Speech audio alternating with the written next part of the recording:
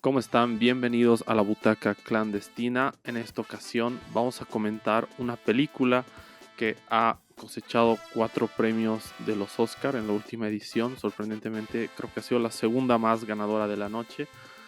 Les estoy hablando de All Quiet in the Western Front o Sin Novedad en el Frente. Y en esta oportunidad me acompaña Esteban Amesti. ¿Cómo estás, hermano? ¿Qué tal, amigos? ¿Todo bien? ¿Cómo vas, Fabio? ¿Listo para hablar de esta peli? Sí, estoy listo. La verdad es que no esperaba que me guste tanto esta película. Em, no hubiera llegado a ella sin los Oscar, la verdad, porque ahí es cuando me enteré de su existencia. Y al ver que estaba nominada en varias categorías, despertó aún más mi interés por verla. El género bélico, que es un género que yo disfruto mucho ver cómo se reinventa a través de los años con distintas aproximaciones, distintas guerras, distintos hechos históricos. Y esta película yo creo que lo logra muy bien, a pesar de que, si no estoy mal, es la tercera adaptación de esta película, que está basada en un libro, creo que del mismo nombre, ¿no?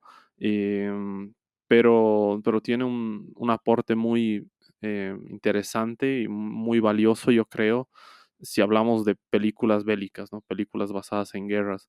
Entonces, no sé, antes de entrar en spoilers, así que opinión general podrías dar de esta película, qué impresiones te ha generado. Gracias por mencionar de las adaptaciones previas que tuvo. Y un dato curioso, primero has mencionado la premiación actual que ha tenido, todos los galardones que se ha llevado, pero toda cinta cinematográfica que se haya inspirado en este libro tiene antecedentes de ganar un Oscar. Por ejemplo, la versión de 1930 ganó a Mejor Película y ganó también a Mejor Dirección. Y la versión de 1979 ganó a Mejor Película, también si no me equivoco, y a Mejor Fotografía. Y lo interesante es cómo ambas miradas a una misma historia puede tener distintos enfoques y perspectivas, ¿no? La versión de 1930 era la primera película sonora en ganar un premio Oscar. Y al tener tan innovación tecnológica, lo impactante en ese tiempo eran las escenas y poder incluir el sonido que lo hacía más inmersivo, sobre todo para ese tiempo. Y también la de 1979, que era algo más introspectiva, ¿no? Más reflexiva, más enfocada en la psicología humana del soldado. Y lo que me impacta mucho, hermano, es como, eh, si bien la podemos catalogar dentro del género bélico, es, tiene un discurso profundamente antibélico, ¿no? Exacto. Y creo que más adelante podemos ver, eh, compararlas con algunas películas que yo creo que con el tiempo cada vez se parecen, aunque sean algunas heroicas y todo eso, pueden tener un subtexto antibélico, ¿no? Y no sé, estoy bastante animado de poder hablar de eso. Sí, es muy importante lo que mencionas, porque esencialmente es una película antibélica, ¿no? Hay, creo que las películas así basadas en guerras, creo que se dividen justamente en esos dos grandes grupos, ¿no? Las que como enaltecen, digamos, a quienes participan en las guerras y los hacen ver como héroes, superhumanos, y que deberías sentir eso por tu país y estar dispuesto a morir, sentir orgullo y todos esos discursos que para mí son totalmente estúpidos. Y las que se aproximan a la guerra como el horror que realmente es y todo lo que trae para quienes están involucrados, ¿no? Como prácticamente los matas, si es que no mueren en la guerra y regresan con vida a su casa también están totalmente afectados por lo que han tenido que experimentar. Entonces, esta película, desde la crudeza que posee, creo que ese es el adjetivo que puede describir mejor esta película. Es una película cruda y yo creo que a partir de esa crudeza y de lo bien escrita que está y lo buena que es la fotografía y también la banda sonora, te da justamente ese mensaje, ¿no? De que al final de la película, una de las últimas como em, textos que salen ahí es que murieron 17 millones de personas en esa guerra, ¿no? Entonces, y todos son como víctimas de las circunstancias. Para mí es una película cruda, desoladora, con pequeños momentos, pequeños destellos de luz, ¿no? Son como pequeños respiros que la película te da para que no termines totalmente deprimido durante las 2 horas y media que dura más o menos, pero en sí es eso, ¿no? Eso es un suceso tras otro, totalmente oscuro, totalmente crudo, con pequeños destellos de luz y que cierra de una manera muy bien. Hay un premio que han ganado que para mí es injusto, pero bueno, vamos a hablar de eso después. Ya, yo igual creo que es muy importante igual analizar el contexto en el que ha salido la producción. Por ejemplo, el libro ha sido escrito por un soldado que participó en la Primera Guerra Mundial y que me imagino que con el empute después de la guerra de sobrevivir y ver a tanta gente morir por algo tan insulso, em, en su frustración escribe este maravilloso libro que luego es adaptado a la pantalla grande y es vetado por el partido nazi, ¿no? En Alemania, justamente por su mensaje antibélico, que también lo podrían haber interpretado como antipatriota en ese tiempo. Y es impresionante, ¿no? O sea, cómo este acercamiento me parece muy, muy innovador, ¿no? Porque a veces se busca hacer una mirada entre las luces y sombras de la guerra. Vamos a ver las dos caras de la moneda, como que siempre buscan matizar un poco, ¿no? Y como vemos siempre en las películas, incluso se glorifica un tanto la guerra y muestran más actos de heroísmo Ujú, y patriotismo y cosas por el estilo. Imaginar que en 1930 alguien tenga la valentía de hacer una historia detallando toda la crueldad y en cierta forma la estupidez de la guerra era muy revolucionario para su tiempo.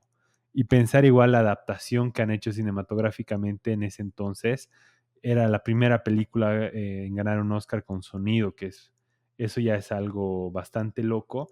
La del año 79 era en un contexto de Guerra Fría, cuando, no, si no me equivoco, post o durante la guerra de Vietnam, que la gente se estaba cuestionando mucho, ¿tiene sentido que participemos en esto ujú, a nivel internacional?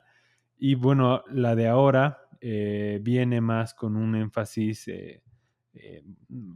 luego puedo hablar del énfasis, quizás vale la pena que hablemos del contexto, que después de mucho tiempo haya un conflicto armado en Europa, como es Rusia contra Ucrania, ¿no?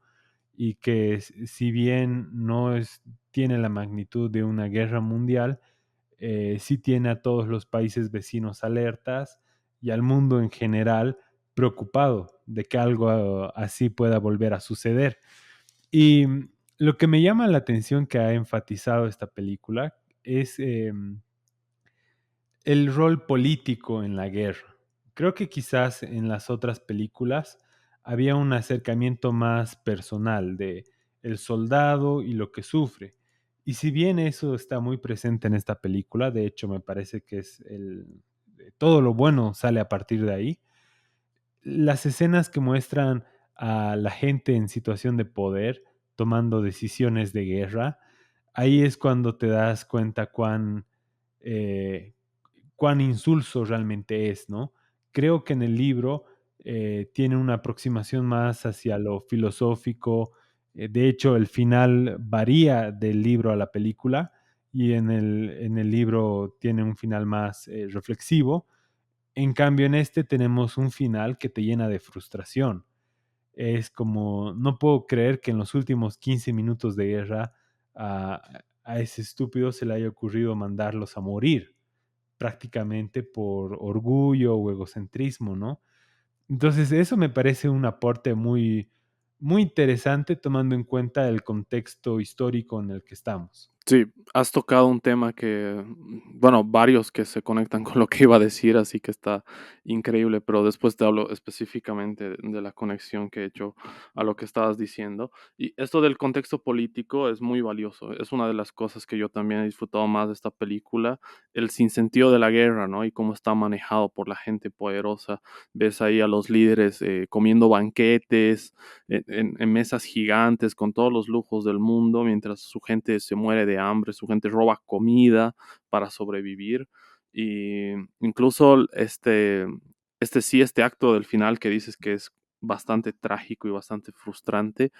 Y también el hecho de que cuando están como negociando los términos de la paz, ahí entra este personaje de Daniel Brühl, que en cualquier cosa que aparezca para mí levanta lo que sea ese tipo.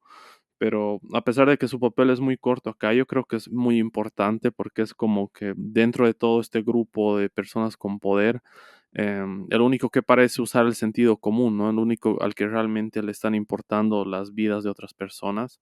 Y cuando presentan sus términos de renuncia, a los franceses incluso les dicen cosas como, bueno, si aceptamos, se van a aplicar 72 horas después de que firmen el acuerdo, ¿no?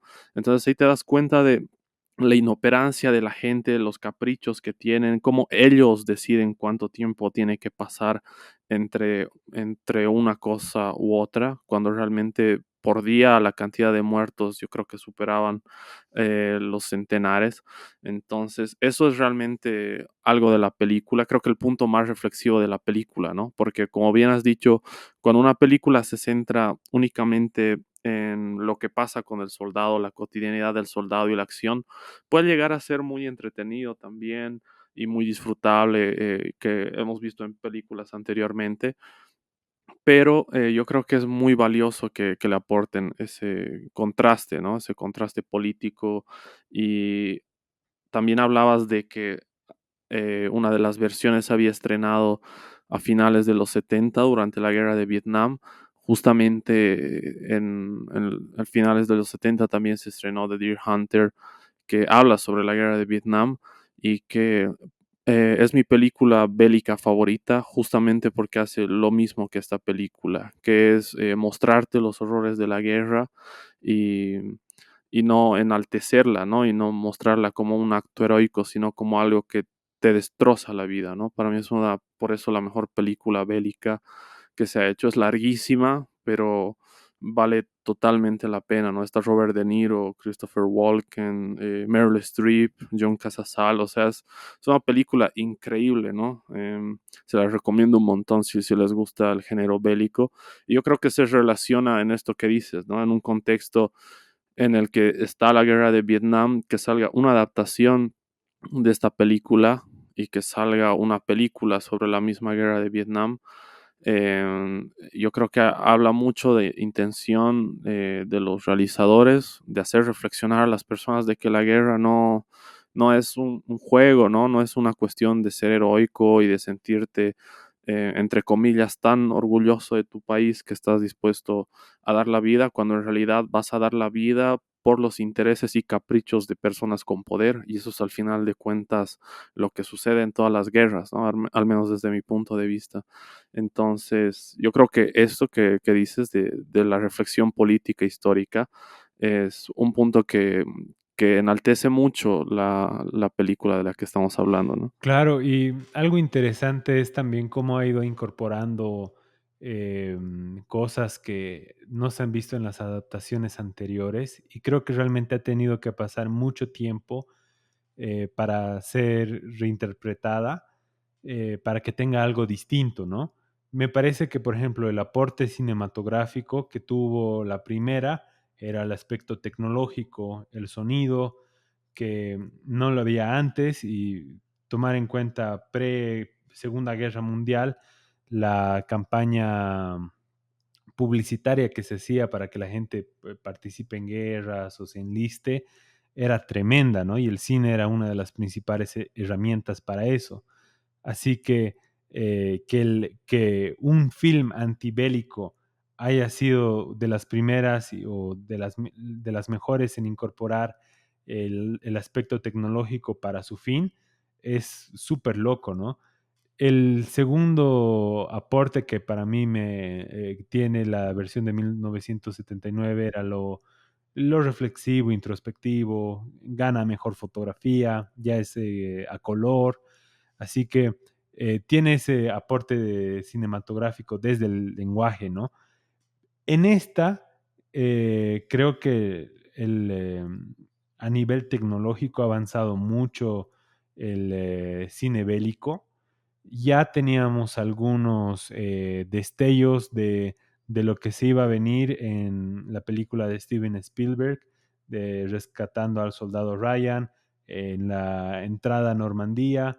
Un poco ya empezamos a ver brutalidad en el cine bélico, ¿no ve? O sea, imágenes que, si bien están mostrando cosas heroicas, que tienes imágenes viscerales que te dan asco, te impactan y como que no te sientes tan cómodo al verlas, ¿no?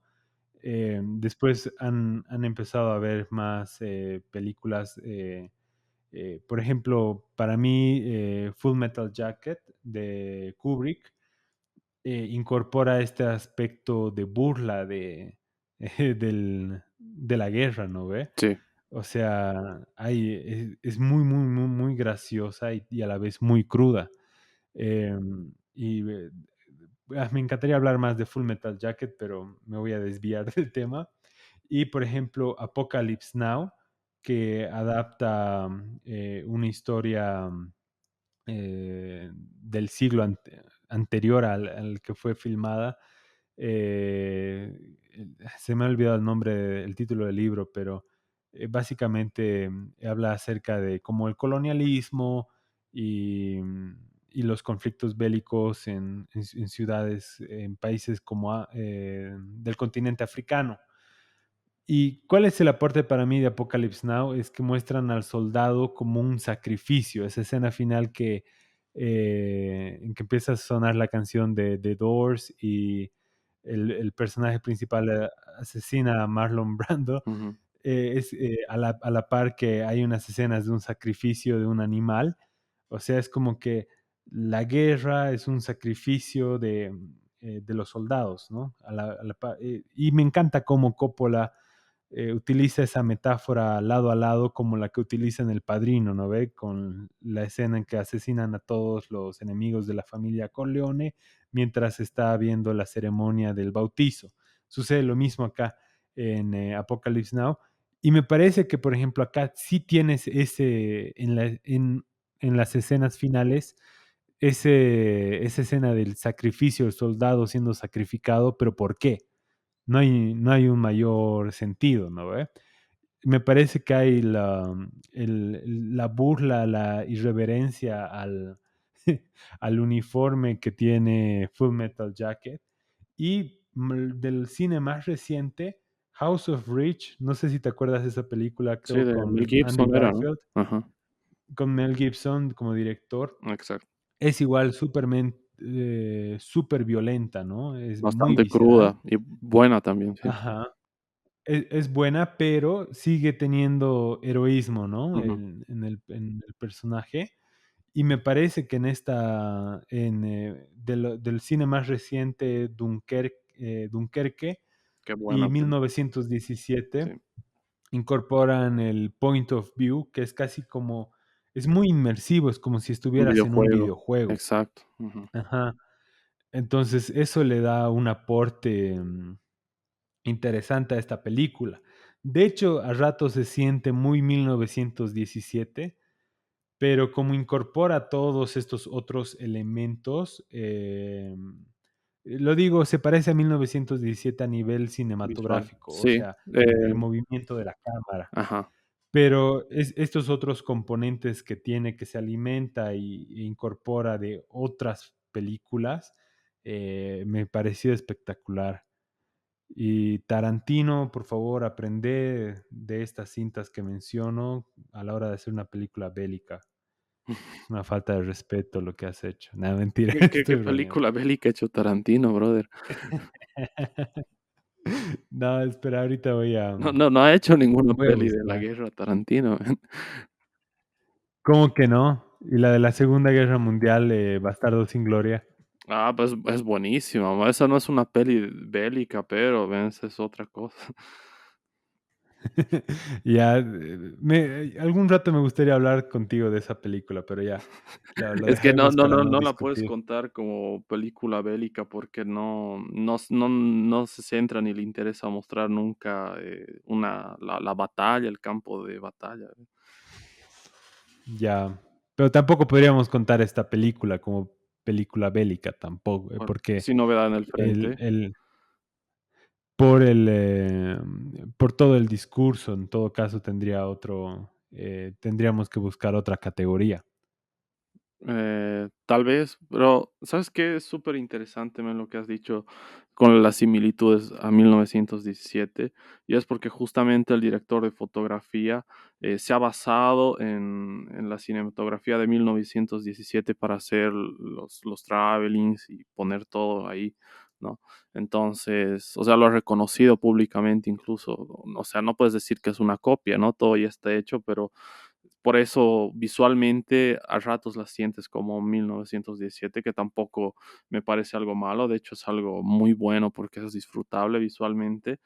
Y me ha parecido muy interesante todo el recorrido que has hecho sobre las pelis bélicas y que mencionas a Kubrick, que es importantísimo, porque hablando de esta reflexión política que estábamos charlando hace un rato, yo creo que Kubrick es el primer director que se planta en este sentido de quitarle el heroísmo a las películas bélicas, ¿no? Antes de Full Metal Jacket, no recuerdo, bueno, tampoco he visto todas, ¿no? Pero de las que he visto antes de esa peli, no recuerdo una que no glorifique la guerra, ¿no? Obviamente todas te muestran la muerte con más y menos crudeza, pero la mayoría era lo que decimos, enaltecerla y los héroes y villanos y etcétera, sin tantos matices. Claro que lo hace desde, como tú decías, ¿no? Desde la parodia, el humor negro incluso, que es algo que me gusta mucho de Kubrick, ah, que estas cuestiones políticas y de personas con poder, básicamente los retrata como niños caprichosos y con cero inteligencia, ¿no? Que en muchos casos es lo más cercano a la realidad. Y es súper interesante esto porque Dunkirk igual es una película que me ha encantado y creo que estamos viendo aportes, ¿no? Esta película, la de Tarantino, de Bastardos sin Gloria, yo creo que sería como si solo tomaras los fragmentos de esta película en los que están haciendo las negociaciones, pero con esteroides, o sea, como es Tarantino, ¿no? Con Sí, extravagancia y sangre y todo, es como tomar solo esa parte política, digamos, y llevarlo a lo Tarantino, digamos. exacto. Ujú. No, perdón, mencioné a Tarantino solo para hacerte renegar, pero Ya me lo he imaginado. pero otra cosa, que a ratos, hermano, siento que por estar, porque ¿cómo te explico? Sus influencias son muy notorias, a ratos se puede sentir que no está habiendo mucho aporte. Y eso, porque es muy identificable de dónde surge esto, ¿no? Am, Otra cosa que me gustó mucho es como tú mismo has mencionado, el Tratado de Versalles, la firma del Tratado de Versalles, cómo lo han representado. Es un momento histórico muy épico en cierta forma a nivel de representación. Básicamente toda la Segunda Guerra Mundial podría ser explicada a partir del Tratado de Versalles. Así que es muy interesante cómo lo han representado. Y creo que también, si históricamente hemos tenido más películas sobre la Segunda Guerra Mundial, creo que la Segunda Guerra Mundial ha sido mucho más mainstream porque Se ha hecho un montón, ¿no? ujú, sí, toda la crudeza y todas las, es como todo lo malo, lo grotesco que hemos visto en la Primera Guerra Mundial, la Segunda Guerra Mundial ha sido con esteroides, ¿no? Entonces, por eso ha habido tanto acercamiento al respecto, pero me parece que en los últimos años hemos empezado a ver más cintas sobre la Primera Guerra Mundial y creo que es como la época en que todos los personajes principales que teníamos, íconos del cine, empezaban a tener sus películas precuelas o sus historias de origen, ¿no ve? Ujú, Creo que estamos teniendo un boom de las historias de origen de la Segunda Guerra Mundial, ¿no? Que directamente lo vincula a la Primera Guerra Mundial, así que está siendo un tiempo muy interesante en el cine bélico a ese nivel, ¿no? Y creo que hay cosas de la Primera Guerra Mundial que visualmente son muy impresionantes, como las trincheras, ujú. que lo hemos visto muy bien explotado en 1917. Algo que en esta película sí ha sido muy, muy fuerte han sido los lanzallamas. Sí. Esas escenas con los lanzallamas para mí han sido muy, muy difíciles de digerir, ¿no? Con los tanques Y igual. sí. Y yo no soy una Ajá. persona así súper sensible con la violencia, pero en un momento yo era: "Ya basta, por favor, dame". Por eso te digo, los pequeños momentos de alegría, yo creo que es para que el espectador respire un poco también, ¿no? Porque puede ser muy abrumadora por momentos la peli. Exacto, y eso me gustó, que tenga Ese ese efecto, ¿no? equilibrio. Exacto, ujú. Exacto. Y, por ejemplo, no sé, me parece que, por ejemplo, 1917, como era la historia del abuelo, si no me equivoco, del director, es más tierna, es más poética, si se puede decirlo, Más ¿no? artística, ¿no? Es más Más ajá, sí. artística. Esta es más alemana en todo sentido de la palabra. Es clave esto que mencionas, porque las 2 adaptaciones previas, una era inglesa y la otra americana, ¿no? Bueno, estadounidense. Entonces, esta es Ujú. la primera, alemana 100%, y ya que el libro es alemán y todo. Y otro aspecto que te quería mencionar es que creo que las anteriores eran un tanto más panfleteras. Mm, O sea, literal había una escena de discurso. En una de ellas hay un discurso cuando un soldado va al colegio y al profesor que les anima a los chicos a ir a la guerra, el soldado eh, básicamente se enfrenta a él y da un discurso. Tú nos hiciste creer que íbamos a ir a ganar, que era una batalla ya vencida, pero en realidad nos has mandado a la muerte, digamos. ujú, Eh, en otra, la escena en que hay un soldado francés que en esta adaptación es increíble esa escena, que lo mata básicamente y lo ve desangrándose y lo ve morir lentamente y en algún momento es casi como que se arrepiente y quiere salvarlo. En las otras adaptaciones es igual, hay un discurso ahí, ¿no? Entonces, en ese sentido, creo que ahí ha avanzado el lenguaje cinematográfico a la hora eh, de colocar su mensaje. Ya no es tan panfletero, ya no es tan melodramático, sino ya sabe decirlo sin palabras. sí, bro, la escena que has mencionado es importante, porque creo que es una o sea, resume bien lo que es toda la película. Y es lenguaje cinematográfico puro y duro, ¿no? Porque no hay un solo diálogo ahí, es todo imagen y transmite demasiado. Es, bueno, en algún momento de la película, obviamente como estás viendo una película no te lo cuestionas mucho, pero como la película es larga y este tipo sobrevive a todo, básicamente, es como que, puta, este men tiene mucha suerte y te llegas a plantear que va a sobrevivir al final de la película, ¿no? Por alguna razón en tu cabeza te creas ese final feliz, aunque no te convenza del todo, te crees que eso va a pasar. Y en los últimos minutos, cuando la guerra ya se ha acabado,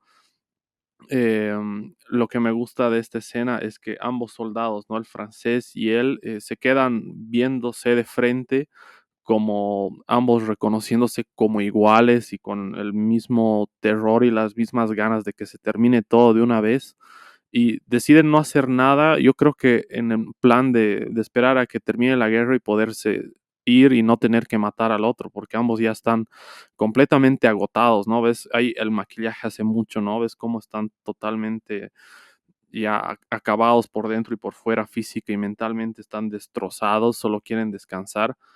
Y cuando parece que todo va a terminar ahí, le clavan una bayoneta por detrás y es como que mierda. em, no me gustan los finales felices, pero ¿por qué me haces esto, no? Qué frustración, qué angustia. Y ahí yo creo que la película cierra como ha sido durante las 2 horas y media, ¿no? Con crudeza, pero con cierto aire de esperanza en medio de toda esa crudeza, ¿no? Yo creo que la banda sonora refuerza mucho ahí. Este es el premio injusto que tengo que decir, pero tengo que aclarar, me parece muy buena la banda sonora de esta película, ¿no? Y muy revolucionario en el sentido de que usan sonidos electrónicos. En las películas bélicas generalmente te meten orquestas 100%, ¿no? Con algunas excepciones como Dunkirk, que ahí ya tenemos a Hans Zimmer, creo, o era Ludwig Göransson, no, era Hans Zimmer todavía, ¿no? Pero con, con todas las excepciones como esa, las películas bélicas generalmente se nutren con bandas sonoras hechas con orquesta y acá te meten un cinte así bien duro, ¿no? Que parece como de Dark, suena bien alemán, la verdad. Lo escuchas y dices, esto tiene que ser Sí, de sí, sí, sí, Alemania, sí. ¿no? Buenísimo, pero buenísimo, me ha Ay, encantado. no, Pero me haces un recuerdo que durante la película yo me mataba de la risa, como ahorita va a aparecer alguien viajando del tiempo. sí. Sí, es que sonaba dark, sonaba y era pero está bueno, me ha gustado mucho, pero, no me jodas, no es mejor que la banda sonora de Babylon, hermano. O sea, es como ese sonido que se repite, es como un leitmotiv, pero no hay como tantas variaciones de ese sonido, de esa partitura. Entonces, para ganarle a Babylon Es que se inspira, hermano, como en la universidad, hermano, el leitmotiv era tan bueno que decidieron replicarlo, solo que no lo hicieron tan bien. Plagiaron, nos han plagiado. Pero no, es que Sí, sí, no, pues está buena, pero más que Babylon, no me jodas. O sea, para mí eso sí es un robo y no se lo merecían.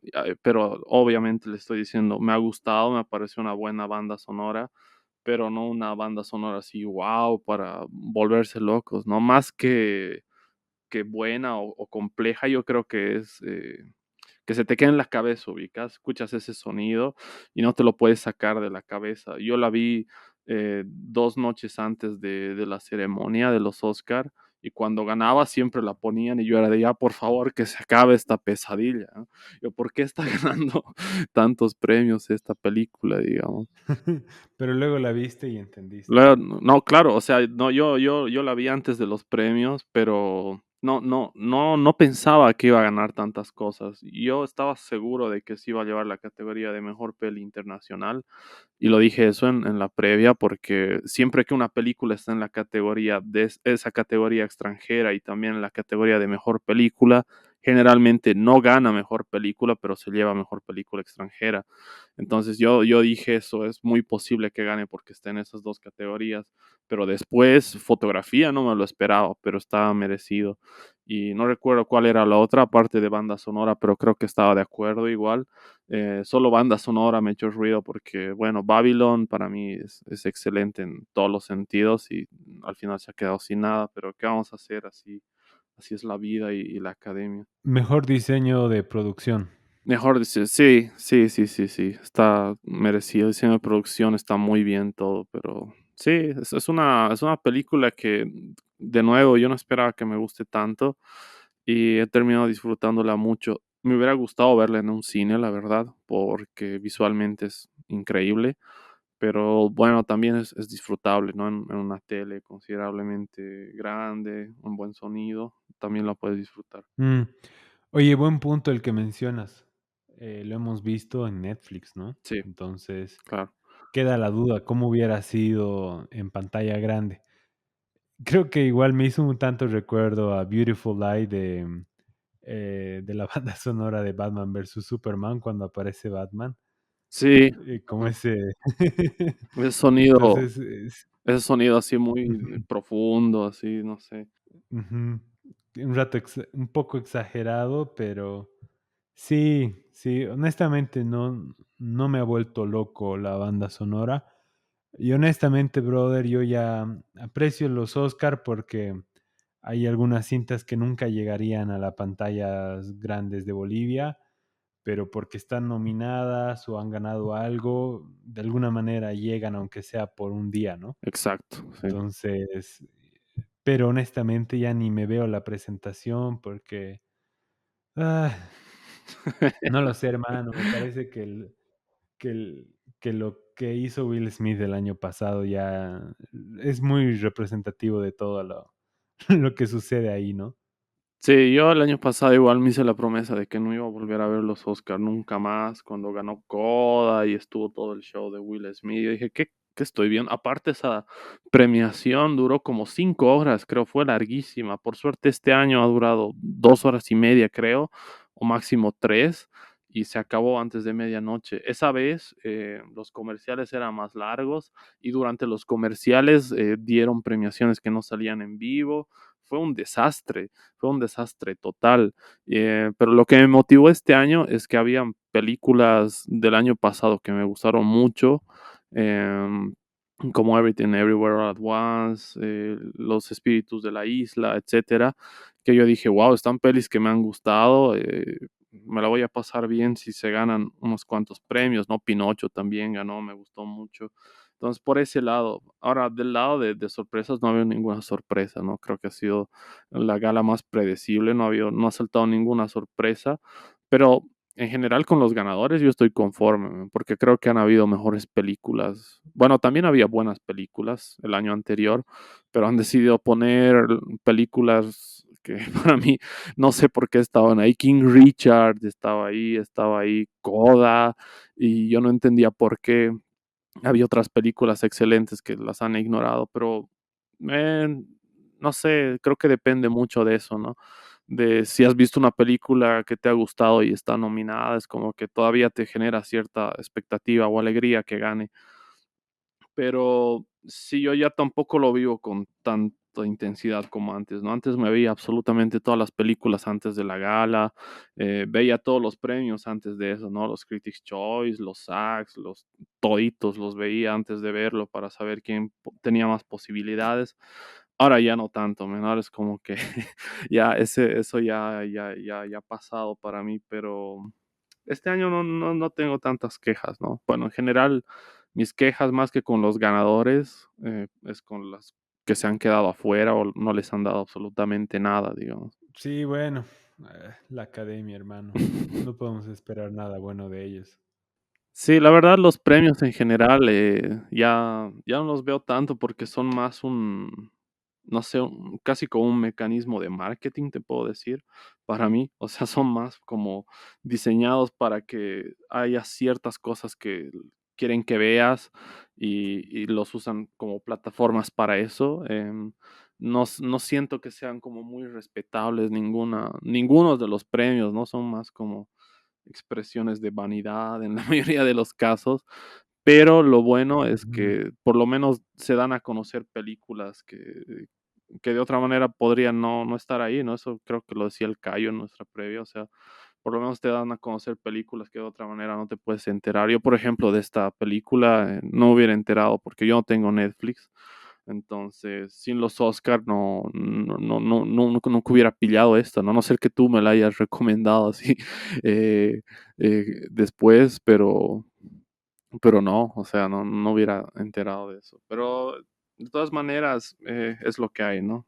Lo bueno es que estas películas parece que las están reconociendo más de a poco. ¿Te acuerdas que al principio tenía como un cierto rechazo la academia por el streaming y no premiaba las categorías de las películas producidas por plataformas de streaming, por más buenas que estén, como El Irlandés y demás? Sí, hermano, es que al final en la academia probablemente había muchos tradicionalistas, ¿no? De que en su tiempo ha debido ser, oh, ¿cómo van a premiar una película filmada digitalmente?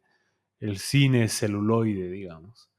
Y, y hoy en día es ¿cómo puede ser premiada una película que no sea proyectada principalmente en un cine? Eso es un delito, ¿no? Y bueno, ahora como que ya hay una aceptación generalizada, no tienen de otra más que aceptarlo, ¿no? Pero en general son muy bienquedistas, ¿no? O sea, les interesa mucho qué es lo que dice la mayoría de la gente o cómo se sienten los, entre comillas, expertos, pero no sé, hermano. Yo creo que es la única vez que voy a volver a ver una premiación es si estoy nominado a algo. De ahí no le veo mucho futuro. Si estás ahí, obviamente no vas a poder no verla, ¿no? Y Exacto. Puedo ser a lo más lombrando y no voy, no hermano. Y vas. mando un indígena nativo a que hable por mí y dé su mensaje. ¿Qué tal, hermano? Lo vas a copiar tal cual lo que echó Marlon Brando.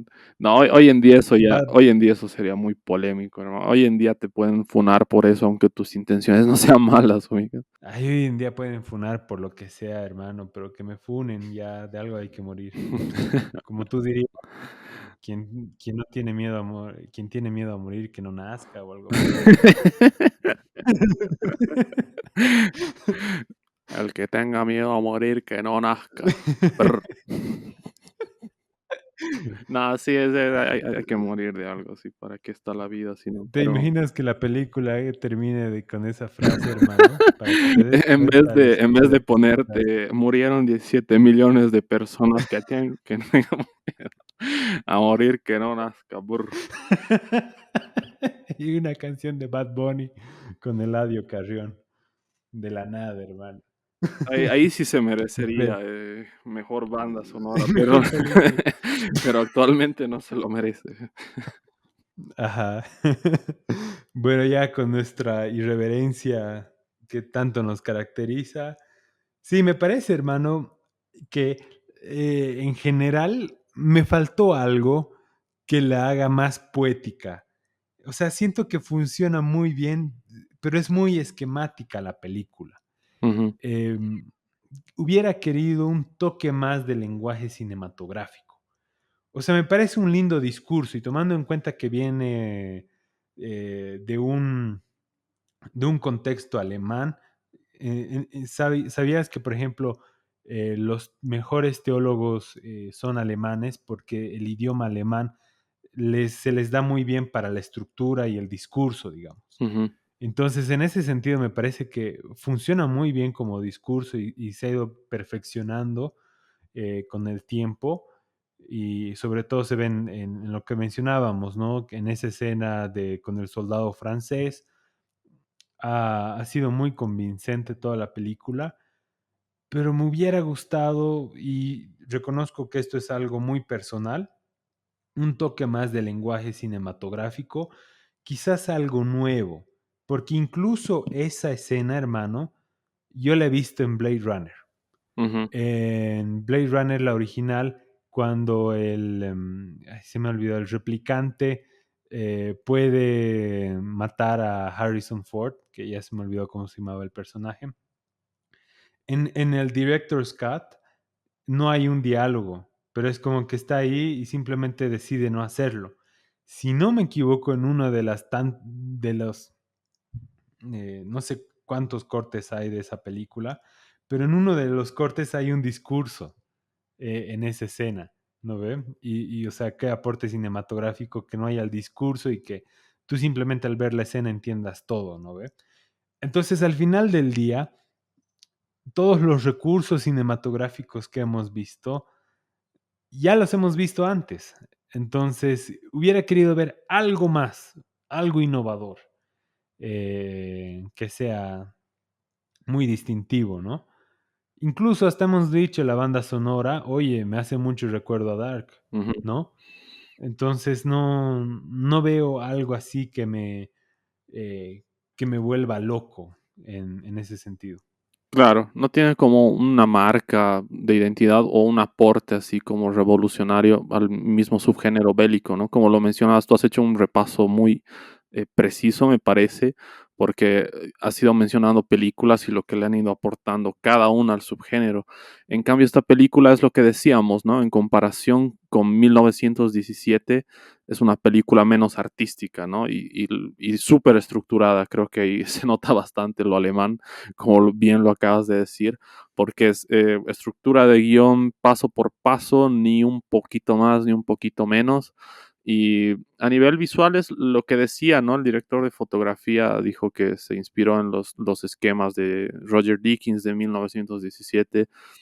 Creo que Roger Deakins también hizo Blade Runner, entonces por ahí el tipo le encanta Roger Deakins y quiere como apuntar a tener ese estilo, que no está mal, quien no quiere Ujú. parecerse a ese genio, pero claro, ahí ya caes en lo que acabas de decir, ubicas no aportar algo distinto, una identidad, algo que te haga decir, wow, esto como que no lo había visto antes, como que refrescante, que original, ¿no? Es una película que cumple, o sea, que está bien realizada, bien estructurada, pero que le falta eso que dices, ¿no? Esa chispa, ese algo distinto, totalmente revolucionario, que te haga decir, wow, esto realmente no lo he visto antes en una película de guerra, o ya ni siquiera en una película de guerra, en una película en general, ¿no? Sí, hermano, si lo compararía con una metáfora futbolística, esta película es como el Manchester City. Gana, pero no enamora. Sí, el PSG igual, ¿no? Tienes todo ahí bien hechito, así, pero ¿a quién le gusta ver Ajá. esos equipos?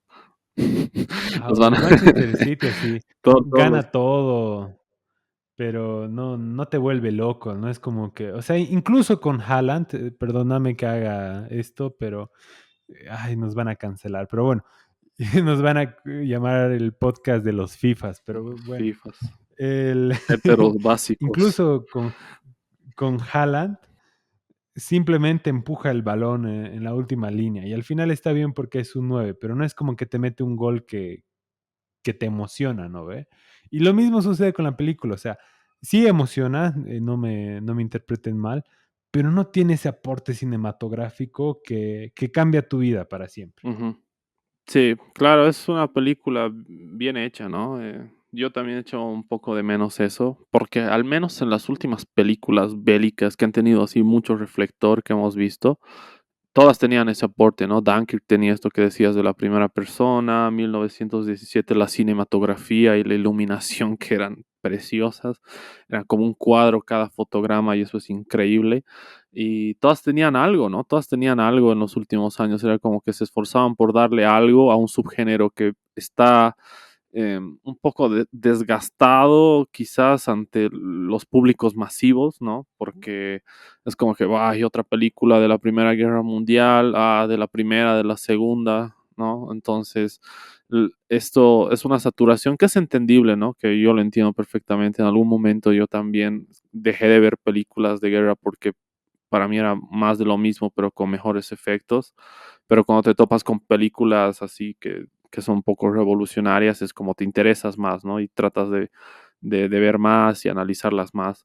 Pero al final de cuentas, no creo que eso sea algo que le quite mucho mérito a la película. Sí hubiera sido muy bueno que tenga ese elemento innovador. Tal vez no estuviéramos hablando de una película así súper revolucionaria, disruptiva ahora mismo, si fuera el caso. Me acuerdo que hablamos mucho en esos términos cuando hablamos de 1917, ¿no? En el podcast, que fue uno de los primeros podcasts que hicimos, que pueden ir a escucharlo ahí. Y bueno, no ha sido el caso, pero dentro de todo me parece que es una buena película, ¿no? Ujú. Sí, sí, sí, definitivamente.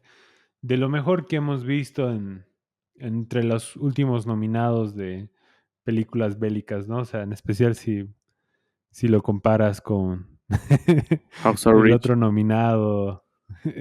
Sí, es mejor que House para of mí es Rich, mejor que de House of Rich, lejos. sí. Sí, para mí también.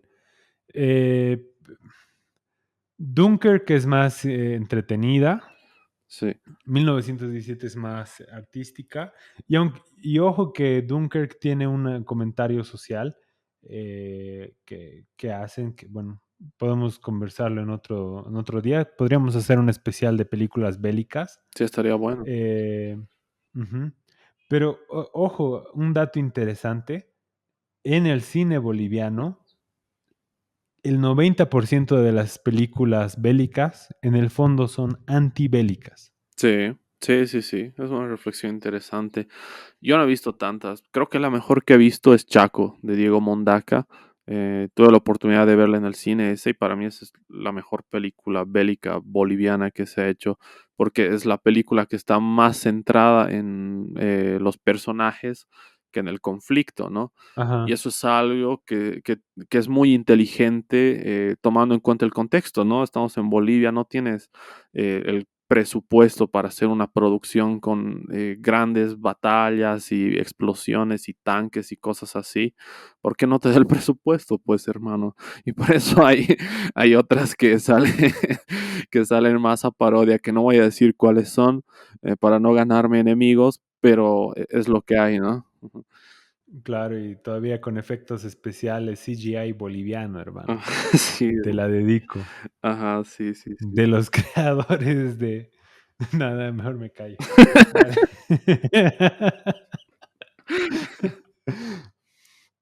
Pero me parece que hemos cubierto bien todos los puntos.